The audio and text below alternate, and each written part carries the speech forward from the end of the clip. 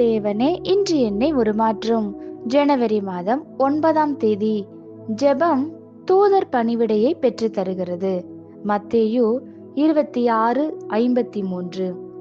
நான் இப்பொழுது என் பிதாவை வேண்டிக் கொண்டால் அவர் 12 லேகியோனுக்கு அதிகமான தூதரை என்னிடத்தில் அனுப்ப மாட்டார் என்று நினைக்கிறாயா?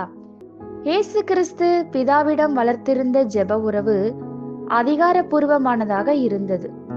தன் வாழ்நாள் முழுவதும் இயேசு ஜெப உறவை எப்படி மேம்படுத்தி வைத்திருந்தார் என்று இந்த வசனம் வெளிப்படுத்துகிறது.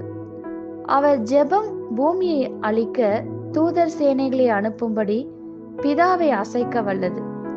இயேசுவின் ஊழியம் முழுவதும் தூதர்களின் பணிவிடைகளால் நிறைந்திருந்தாலும் 2 முக்கிய சம்பவங்கள் நம் கவனத்தை கவரும்படி குறிப்பாக வைக்கப்பட்டுள்ளன.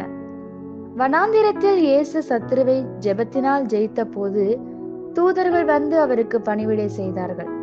கெத்செமனே தோட்டத்தில் இயேசு ஜெபிக்க ஆரம்பித்த போது பரலோகத்திலிருந்து ஒரு தூதன் வந்து அவரை பலப்படுத்தினான்.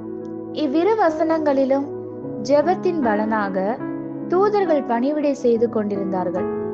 வல்லமையான, வற்புறுத்துகிற, நீண்ட நேரமாக பிடிவாதத்தோடு ஜெபிக்கிற ஜெபங்கள் இயேசுவுக்கு அவர்கள் செய்தது போல நம் வாழ்விலும் தூதர்களின் பணிவிடையை கொண்டு வரும். தூதர்களின் பணிவிடை இயற்கையானதல்ல, அவை ஜெப வாழ்க்கைக்கான பதில்.